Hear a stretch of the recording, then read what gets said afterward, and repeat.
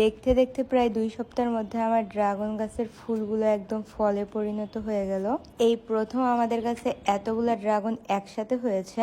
যেহেতু এখন ড্রাগনের সিজন, তাই গাছে এখনো আরো ফুল আসতেছে। অনেকেই আমার কাছে জিজ্ঞাসা করেছিলেন ড্রাগনের বীজ থেকে কিভাবে আপনারা গাছ বানাবেন।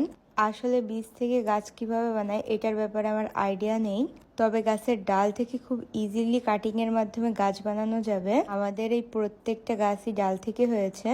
একটা ভাইয়া আম্মুকে মাত্র একটা ছোট ডাল গিফট করেছিল, সেটা থেকে এই বিশাল বাগানটা। অনেকেই আমার কাছে জিজ্ঞাসা করেন আমরা এই ড্রাগন গাছে কোন সার ব্যবহার করি। আমরা আমাদের গাছে সব অর্গানিক সার ইউজ করে থাকি, যেগুলো আমাদের ঘরেই বানানো হয়। আর গাছ লাগানোর ক্ষেত্রে আমরা যে সয়েল মিক্সটা ব্যবহার করে থাকি সেটার ভিডিও আপনারা আমার যে কোনো পেজ অথবা ইউটিউব চ্যানেলেই পেয়ে যাবেন। যদিও এখন খুব অল্প দামেই হয়তো বা ড্রাগন ফল বাজারে কিনতে পাওয়া যায়, কিন্তু শুনেছি সেগুলোর টেস্ট একদমই ভালো না, আর ওর মধ্যে অনেক কীটনাশক ব্যবহার করে, যেগুলো আসলে স্বাস্থ্যের জন্য অনেক বেশি ক্ষতিকর। হয়তোবা অনেকেই কীটনাশক ব্যবহার করে না, কিন্তু এটা বাইরে থেকে দেখে বোঝাই মুশকিল যে কোনটার মধ্যে ব্যবহার করা হয়েছে আর কোনটাই হয়নি। আমি ফল ছিঁড়তে ছিঁড়তে একদম বাগানের মধ্যে চলে গিয়েছি। এখানে পৌঁছাতে আমার অনেক বেশি কষ্ট হয়েছে, কারণ এই গাছে অনেক বেশি কাটা। অলরেডি আমার হাতে পায়ে অনেকখানি কাটা ফুটেছে। তারপরে সেটা নিয়ে আমার কোনো দুঃখ নেই, কারণ এতগুলো ফল একসাথে ছেঁড়ার মজাই আলাদা। এই কারণে আমি কাটার ব্যথা একদম ভুলেই গিয়েছি। এখানে লাগাই লাগাই রেখে আসছো, ওটা সেটে আসো। ওইটাও ওরা খাক, ওটা পিঁপড়া খাই নেবেন না।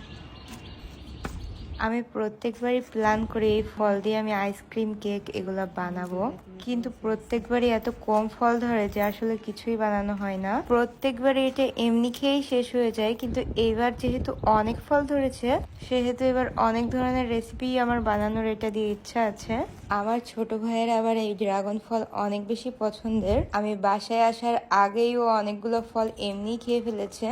ও ফল পাকার আগে থেকেই ফলের উপর অ্যাটাক শুরু করেছিল। প্রত্যেকদিন বাগানে আসতো আর যেটাই দেখতো একটু পিঙ্ক হয়ে গেছে সেটাকে একাই ছিঁড়ে নিয়ে যে একাই ছুরি দিয়ে কেটে খেয়ে নিত। আর নিজেদের হাতের বাগানের ড্রাগনগুলো আসলেই অনেক টেস্টি হয়। আমি শুনেছি বাজারের ড্রাগনগুলো নাকি একটু সবজি সবজি ফ্লেভারের হয়ে থাকে। এই কারণে ড্রাগন ফলটা অনেকেরই পছন্দ, আবার অনেকেরই পছন্দ না। যারা আমার মনে হয় সবজি টাইপ ফ্লেভারের ড্রাগনটা খেয়েছে তাদের অবশ্যই ড্রাগনটা ভালো লাগবে না, এটাই স্বাভাবিক। কিন্তু আমরা যেহেতু নিজেদের বাগানের ড্রাগন ফলই খাই সেহেতু আমাদের কাছে এটার টেস্ট অনেক বেশি ভালো। প্রথমের দিকে আমাদের গাছে আবার কিছু পিঁপড়াতে অ্যাটাক করেছিল, পরবর্তীতে পিঁপড়া মারার পাউডার দেওয়ার পরে সেগুলো চলে গেছিল। আসলে এতে পিঁপড়ারও কোনো দেশ নেই, কারণ এই ফলগুলো দেখতেও যেমন আকর্ষণীয়, খেতেও অনেক টেস্টি হয়। এই কারণে কিছু পিঁপড়া আসবে, এটাই স্বাভাবিক।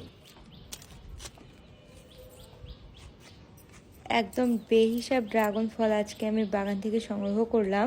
কমপক্ষে এখানে 50টারও বেশি ড্রাগন ফল রয়েছে। তার মধ্যে আমার ছোট ভাই এক ঝুড়ি ফল নিয়ে আগেই দৌড় দিছে এই ফল খাওয়ার জন্য। আমাকে ভিডিও করার টাইম দেয় না, তার ড্রাগন ফল এত বেশি পছন্দের, বলে এখানে যে ড্রাগন ফল আছে সেগুলো নিয়েই ভিডিও করো, অনেক ড্রাগন ফল আছে। একসাথে এতগুলো ড্রাগন ফল দেখে আমার অনেক বেশি আনন্দ লাগতেছিল। আর ফলগুলো এত সফট যে হাত দিয়ে ভেঙে ফেলা যায়, এই কারণে আমার আর ফল কাটতে ছুরির প্রয়োজন হয় নাই। আমি হাত দিয়ে ভেঙেই টেস্ট করে দেখলাম। আসলে এই ফলগুলো অনেক বেশি মজার। আমার মনে হয় যাদেরই কম বেশি ছাদ বাগান করার শখ আছে এই ড্রাগন ফল গাছটা লাগাইতে পারেন।